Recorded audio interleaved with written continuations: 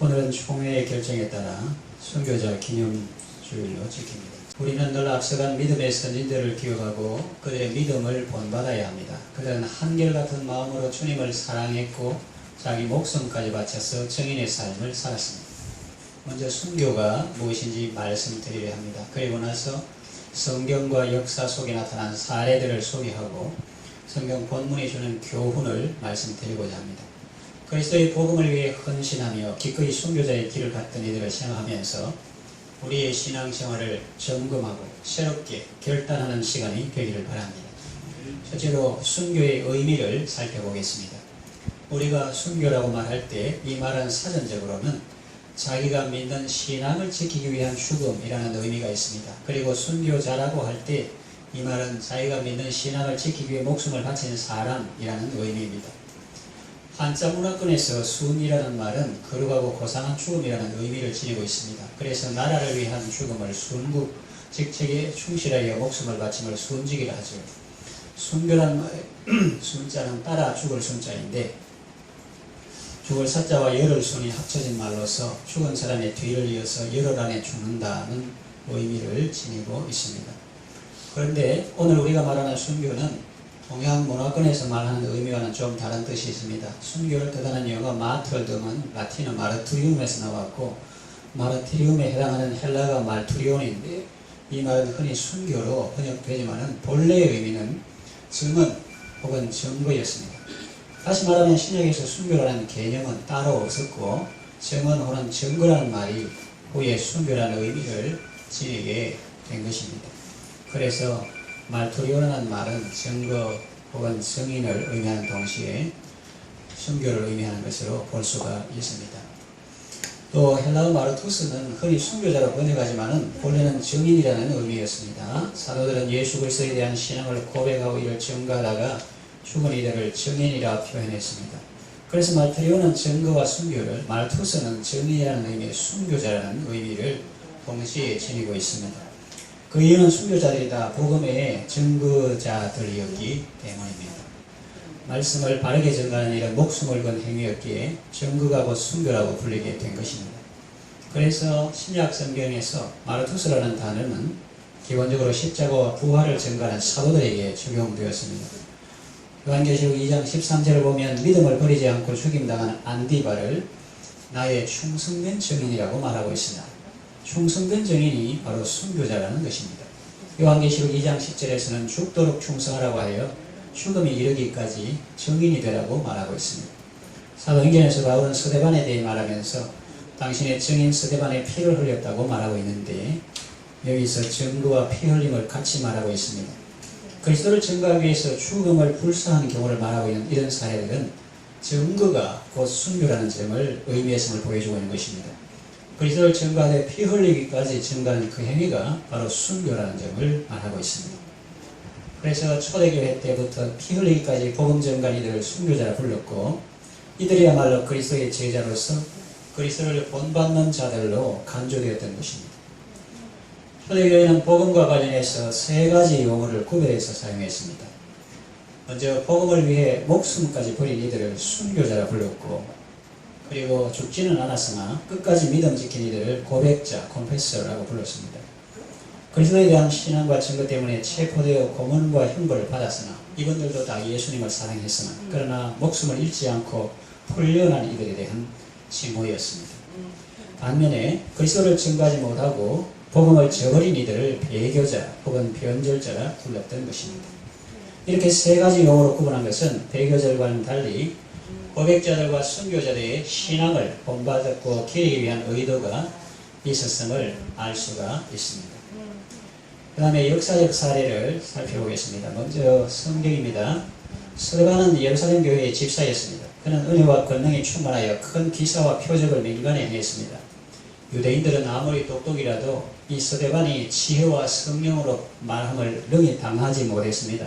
그래서 사람들을 매수해서 거짓 증언하게 합니다. 스데반이 모세와 하나님을 모독하는 말을 했다. 그리고 백성의 장로와 서기관들을 충동시켜 와서 잡아가지고 공회 앞에 세웠습니다. 스데반은 공회 앞에서 이스라엘 역사를 간단히 말하면서 구약에서 말하는 메시아가 바로 예수님인데 당신들이 그를 죽였다고 했습니다. 유대인들은 그의 말을 듣고 이를 갈면서 그를 죽이려고 했습니다. 그는 눈을 들어 하늘이 열리고 예수님이 하나님 우편에 서신 것을 보았습니다. 그는 돌이 빗발처럼 날아오는 박해의 현장에서 부르짖어 말했습니다. 주 예수여, 내 영혼을 받으시옵소서. 그리고 무릎을 꿇고 크게 기도했습니다. 주여, 이 죄를 그들에게 돌리지 마옵소서. 소아시아 지방에 버가모 교회가 있었는데 그 교회가 위치한 페르가모 지역은 사탄의 권자가 있는 곳이었습니다. 버가모 교회에 안디바라는 사람이 있었는데 예수님의 증인된 삶을 살다가 그곳에서 죽임을 당했습니다. 그가 죽임을 당할 때 버가모 교인들도 예수님을 믿는 믿음을 저버리지 않았습니다. 예수님은 그를 나의 충성된 증인이라고 부르십니다. 주님이 인정하시고 사랑하시는 성도임을 알 수가 있습니다. 그 다음에 초기 기독교 역사를 보면 초기 기독교 역사는 순교의 역사라고 할 만큼 순교로 이어진 역사였습니다. 사도행전 7장에 스데반의 순교에서 시작해서 기독교가 전파되는 곳마다 순교의 피가 흘렀고 그 피가 오늘날의 교회를 지켜온 든든한 기초가 되었습니다. 그래서 2세기경 당시 교회 지도자였던 드리아는 순교자의 피가 교회 성장의 씨앗이라 했습니다. 그는 이렇게 말했습니다. 순교자의 피는 실로 교회의 기초이다. 죽음으로써 우리는 이긴다. 우리가 목숨을 버리는 순간 우리는 승리하면서 앞으로 나아가게 된다고 말했습니다. 신약 성경 이후 최초의 순교자는 프로코피우스라는 인물입니다. 그는 로마 황제를 신으로 숭배하는 것을 거부하여 집정관 앞에 끌려왔습니다. 황제 이름으로 재물 바치도록 요구받았으나 이를 거부함으로 즉각 처형되었고 곧 팔레스타인의 다른 감독이 체포되었습니다. 그는 피부를 가르듯이 수없이 많은 채찍을 맞고 고문을 당하여 손바디가 어긋나기까지 했으나 꿋꿋이 참았다고 역사가 요세비우스는 기록하고 있습니다.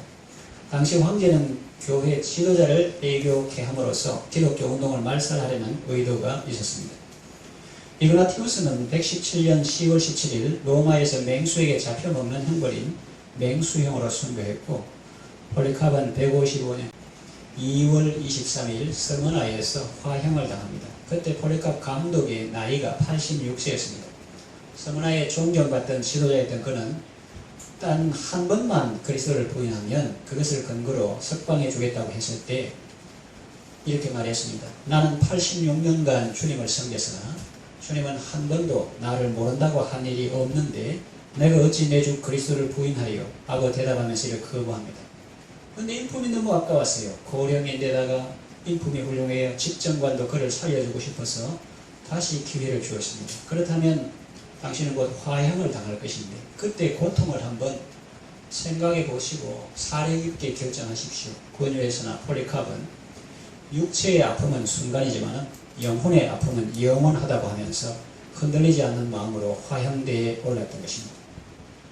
임신 중이었던 귀부인 페르페투아라는 여성은 데시우스 황제 치하에서 기독교 금지 명령을 어겼고 신앙을 버리지 않았다는 이유로 체포되어서 8인 후에 출산했습니다.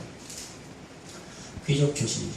그래도 끝까지 믿음을 저버리지 않고 하인이었던 펠레시타스와 함께 원형 경기장에서 순교의 제물이 되었습니다. 이것은 시작에 불과했고 250년 이후 로마 제국 전역에서는 혹독한 박해가 시작되었습니다. 1,000여 명에 달하는 이들이 순교자의 길을 갔습니다. 초기 기독교 당시에 몇 가지 사례를 소개했습니다. 이어서 중세시대와 종교개혁 시대에 그 이후 아시아와 아프리카로 복음이 전파되면서 수많은 일이 죽임을 당했습니다. 하지만 그 순교의 결과로 기독교가 알려지고 교회가 설립되어 오늘의 교회를 형성하게 된 것입니다. 그들이 고난 앞에서도 신앙을 지켰던 것은 히브리서 기자가 말했던 것처럼 이 땅에 대한 연민이나 이 땅에 소망을 두지 않고 더 나은 본향을 사모했기 때문이었습니다. 이제 한국교회 사례를 보겠습니다. 기독교가 한국에 소개된 이후 복음 때문에 목숨을 버린 이들이 얼마나 될까요? 정확하게 알 수 없습니다만 천주교를 제외하고 프로테스탄트의 경우, 개신교의 경우 대체로 1,000명에서 1만 명 정도로 보고 있습니다. 북한 공산정권 하에서 신앙 때문에 죽임당한 이들까지 계산한다면 더 많겠지만 지금은 그 수를 알 수 없습니다. 일반적으로 순교자 수는 1,000명에서 10,000명 정도로 추정합니다. 하지만 명단 작성이 가능한 인물은 850명 정도이고 현재 유족을 통해 확인된 경우는 250여 건 정도에 불과합니다. 일제강점기에서 신사참배 반대로 순교한 이가 50여 명으로 알려져 있는데 대표적인 인물이 최봉성 목사, 최삼룡 목사, 주기철 목사, 박관준 장로, 이현숙 장로, 조용학 영수, 김윤석 전도사 등입니다. 일제강점기 이후 6.25 전쟁 기간 중 많은 이들이 신앙 때문에 죽임을 당했으나 그 자취를 추적하기 어렵습니다. 그런 중에도 일부는 그 자취가 남아 있습니다. 6.25 전쟁이 일어나자 인민군들은 여러 지역에서 기독교인들을 미제, 미국 제국주의의 악자라며 몽둥이를 때려서 갈비뼈를 으스러지게 하는 등 고통을 가하고 어린 자식들까지 온 가족을 생매장했습니다. 전라북도 김제 봉남면에는 봉산교회가 있었습니다. 이 교회 김형배 집사는 좌익활동을 한 일로 수감되어 있던 사촌들을 백방으로 노력하여 풀려나게 해주었습니다. 그런데 전쟁이 일어나고 2달이 못 돼 인민군이 들어오자 사촌들이 앞장서서 교인들을 상대로 인민재판을 열었습니다. 심지어 자신들을 구해준 김형배 집사까지 고발하고 밧줄로 묶어두고 몽둥이로 죽도록 때렸습니다. 그것도 모자라 두 눈을 꼬챙이로 파내고는 모래사장에 생매장했다고 합니다. 그 교회 학생회장의 형이 국군장교라는 이유로 어린 중학생을 끌고 가 처형을 했습니다. 이날이 8월 26일이었습니다. 그 교회 청년들이 함께 찍은 사진에는 청년 멸려회, 이런 말 하면 전도회, 이런 글씨가 씌어 있었으나 좌익들은 그 글씨를 공산당 멸사회로 고쳐서고는 사진 속에 나오는 청년들이 자기들을 반대했다며 인민재판에 넘겨 죽게 했습니다. 생매장 당한 김형배 집사의 동생 김형좌 목사의 증언으로 이런 악행이 밝혀지게 된 것입니다. 경남 거창군의 가천교회 전도사였던 박기천은 인민군에 잡혀가 40일간 구금되어 있던 중에 끝까지 신앙을 포기하지 않았습니다. 그러자 박기천 전도사에게 무차별 총격을 가해 27세의 나이로 순교자의 길을 갔습니다.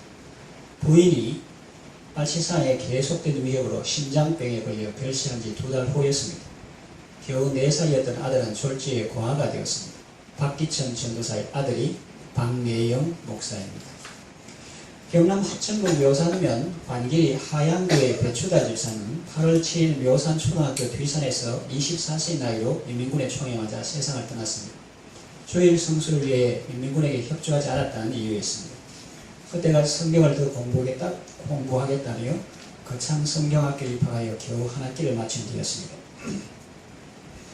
경남 하왕군 군북면 사촌에 위치한 사촌교회 설립자 초동교회 장남 용석 장로는 피난 갈 수 없는 85세의 노모를 보살피던 중 9월 17일에 인민군에게 체포되었습니다. 그 후 군북면 오곡리 소재 오곡 금광으로 끌려가 혹독한 고문을 당하고 박곡리 남강변에서 총살당했습니다. 이때 나이는 46세였습니다. 여러분 아시는 여수 애양원의 손양원 목사는 6.25 동란이 일어났을 때 사람들이 피난을 권했지만 행동이 자유롭지 못한 나 환자들을 두고 혼자 피할 수 없다며 피난을 거부했습니다. 억지로 배를 태워 피난지 부산으로 보내려 했으나 기어이 손 목사는 배에서 내렸습니다. 환자들을 두고 나만 사겠다고 피할 수 없다는 것이었습니다. 이때 그는 유명한 말을 합니다. 세상에 피난처가 어디 있는가? 피난처는 오직 주님 품뿐이다. 나 환자들의 것이 되어 강단을 사수하던 그는 교회 내의 고발자에 의해 공산당원에게 체포되었고 9월 28일 밤 순천으로 끌려가던 중 미평의 과수원에서 총살되었습니다. 이때 이미 턱뼈가 개머리판에 맞아 자꾸 증거하니까 그러지 말고 회개하고 예수 믿으려니까 이게 쳐서 턱뼈가 개머리판에 맞아 으스러진 후였습니다. 이때 그의 나이는 만 45세였습니다. 6.25 전쟁 중 살해된 기독교 교직자는 이름이 확실히 밝혀진 사람만 176명에 달하고 납북된 교직자는 194명에 달합니다. 밝혀지지 않은 이들까지 합치면 엄청난 수의 그리스도인이 피살되었습니다. 신자라는 이유만으로 피살된 수는 10,000명에 달할 것으로 추산되고 있습니다. 몇 가지 역사적 사례를 소개했습니다만 기독교의 역사는 순교의 역사였습니다. 이들 순교자들의 피가 오늘 교회의 성장이 씨앗이 되고 미끄럼이 된 것입니다. 역사적 사례를 살펴보고 이제 주님의 말씀을 살펴보겠습니다. 오늘 본문 말씀은 소아시아 7교회에 보낸 편지 중 스머나 교회에 보낸 편지입니다. 스머나 교회는 빌라델비아 교회와 더불어 주님께 아무런 책망을 받지 않고 칭찬만 들은 교회입니다. 스머나는 지금은 이즈미르라고 불리는데 7교회 중 유일하게 지금도 주요 도시로 남아 있습니다. 앞에서 소개한 폴리카비 순교한 곳이 바로 이곳입니다. 본문 9절을 보면 주님께서는 스머나 교회 성도들이 겪는 아픔을 다 알고 계셨습니다. 내가 안다는 말씀은 계시록 2장에서 3장에만 7번 나타납니다. 하나님은 전지하신 분이십니다. 하나님께서 모르시는 것은 아무것도 없습니다. 서머나 교회 성도들이 당하는 환난도 다 아셨습니다. 환난이란 여기서 박해를 뜻하는 것입니다. 서머나 교회가 극심한 박해를 받고 있었습니다. 그들의 궁핍함도 알고 계셨습니다. 그들의 가난도 극심했습니다. 그러나 예수님은 서머나 교회를 향하여 그러나 너희는 부요하다고 말씀합니다. 여기서 우리는 영적인 반전을 봅니다. 서머나 교회는 물질적으로는 빈곤했으나 영적으로는 부요했습니다. 서머나 교회는 유대인들로부터 비방도 받았는데 주님은 이것도 알고 계셨습니다. 비방이란 그리스도인들에 대한 적대감이었습니다. 그런데도 영적으로는 부요했습니다. 10절을 보면 주님께서는 앞으로 닥칠 핍박을 예고하면서 마음을 준비시키고 있습니다. 두려워 말라고 하십니다. 몸은 죽여도 영혼을 죽이지 못하는 자들을 두려워하지 말고 오직 몸과 영혼을 능히 지옥에 멸하실 수 있는 이를 두려워하라고 주님이 일찍이 말씀하셨죠. 역사의 주관자는 하나님이십니다. 시험을 받게 하리니에 해당하는 원문은 정확하게 말하면 시험을 받도록입니다. 마귀가 몇 사람을 감옥으로 던져놓는 목적은 시험을 받도록 하기 위해서입니다. 마귀는 성도를 시험하려고 합니다. 성도는 그런 유혹에 넘어가지도 말고 두려워하지도 말아야 합니다. 비록 마귀가 고통을 주고 시험해도 하나님의 주권 아래에 있습니다. 두려워할 필요가 없습니다. 10절에 열흘 동안은 해석하기 어려운 말인데 그러나 우리가 분명히 알 수 있는 것은 제한된 짧은 기간이다. 곧 한정된 박해의 기간이 있을 것을 말한다. 그 열흘 그런 것을 어떻게 사람들이 좀 다르게 풀이할 수도 있지만 그러나 다 공통적인 것은 정해진 시간이 있다 하는 거예요. 무한정 계속되지는 않는다는 겁니다. 그러나 10절 서두에서 두려워 말라고 하십니다. 역사의 주권자는 하나님이시기 때문입니다. 고난과 핍박, 가난과 궁핍, 그리고 앞으로도 환난이 있겠지만 한 가지 중요한 권면을 하십니다. 죽도록 충성하라는 말씀입니다. 이는 무엇을 행해라 하는 그런 말씀이라기보다는 신실한 사람이 되라는 뜻입니다. 기독교 신앙으로 박해받는 현장에서도 죽도록 충성하라는 말은 박해와 순교를 각오하라는 말씀이고 박해와 시련 가운데서도 변함없이 증인으로서 사명을 감당하라는 명령입니다. 무엇을 행해라 이거보다도 신실하게 사는데 끝까지 그 신실함을 유지하고 어떤 박해나 어려움이 와도 계속 신실하게 살아라 이겁니다. 내가 주님을 사랑하고 주님과 연합해서 살려고 하는데 세상이 나와 주님의 연합을 끊으려고 하지만 나는 어떤 가난과 핍박과 외로움 그런 걸 당해도 나는 주님과 연합된 이 연결이 끊어지지 않으려고 하고 세상은 그 연결을 끊으려고 하고 그러나 그 연합된 상태에서 끝까지 신실하게 계속 유지하고 신실함을 유지하고 살아라 그런 뜻입니다. 하나님은 복음의 신실한 증인들에게 생명의 멸류관을 약속하십니다. 멸류관은 고대 사회에서 승리, 축제, 영예를 의미했습니다. 신실한 성도들에게 주시는 영원한 상급을 뜻합니다. 고린도전서 9장 25절에 이기기를 다투는 자마다 모든 일에 절제하나니 그들은 썩을 승리자의 관을 얻고자 하되 우리는 썩지 아니할 것을 얻고자 하더라 했습니다. 64년 로마 대회제로 말미암아 교회가 누명을 쓰고 박해를 받을 때 바울은 자신의 죽음을 앞두고 순교를 슬퍼하거나 두려워하지 말라고 격려하면서 그리스도인의 죽음 이후의 세계를 다음과 같이 일러줍니다. 디모데후서 4장 6절에서 8절 전제와 같이 내가 벌써 부어지고 나의 떠날 기약이 가까웠도다. 혹은 관제라고 하는 것은 제사에 드릴 때 고기 태우고 하는데 그 이제 마지막에 음료수 제물을 부으면 사그라드는 불이 다시 확 하면서 이제 전체를 태우거든요. 그것이 이제 관제, 그를 관제라고 하는데 관제와 같이 내가 벌써 부어지고 나의 떠날 시락이 가까웠도다. 나는 선한 싸움을 싸우고 나의 달려갈 길을 마치고 믿음을 지켰으니 이제 흐르는 나를 위하여 의의 멸류관이 예비되었으므로 죽어도 의로우신 재판장이 그날에 내게 주실 것이며 내게만 아니라 주의 나타나심을 사모하는 모든 자에게 되리라. 이렇게 기록하고 있습니다. 과연 사도 바울은 자신의 달려갈 길을 다 달리고 주님 앞에 갔습니다. 그의 제자 디모데도 자신의 달려갈 길을 다 달리고 주님 앞에 갔습니다. 신약교회의 앞서간 성도들도 디모데 후서를 읽고 말씀을 마음에 간직하고 살다가 주님 앞에 갔습니다. 초기 기독교의 역사에서 본 것처럼 한국 복음 전래 초기와 일제강점기와 6.25 동란에서 공산당에게 순교한 성도들이 모두 진리의 말씀을 따라 살다가 주님 앞에 갔습니다. 이제 우리가 달려가야 할 차례입니다. 이제 말씀을 맺겠습니다. 오늘 우리는 증거가 곧 순교라는 것을 알았습니다. 증인의 삶을 살다가 불가피하게 복음의 적대적인 개인이나 집단에 의해 죽임당한 것이 바로 순교입니다. 우리는 이 죽임을 당한 수많은 믿음의 선진들을 기억하고 우리 또한 죽음에 이르기까지 신실한 삶을 살아야 하겠습니다. 우리에게 정치적 박해가 있을 수 있습니다. 종교적인 박해도 있을 수 있습니다. 물리적인 박해가 없다면 정신적이거나 심리적인 박해가 있을 수 있습니다. 우리 주변에 비기독교적이거나 반기독교적인 악법이 제기되고 있고 이것은 복음 증거를 방해하거나 복음 정신을 훼손할 수 있습니다. 우리가 할 수 있는 일은 어떠한 상황에서도 두려워하지 말고 끝까지 인내하면서 예수님의 신실한 증인이 되는 것입니다. 예수님의 증인으로 살되 삶의 마지막 순간까지 신실한 삶을 사셔서 주께서 예비하신 생명의 멸류관을 꼭 받으시기 바랍니다.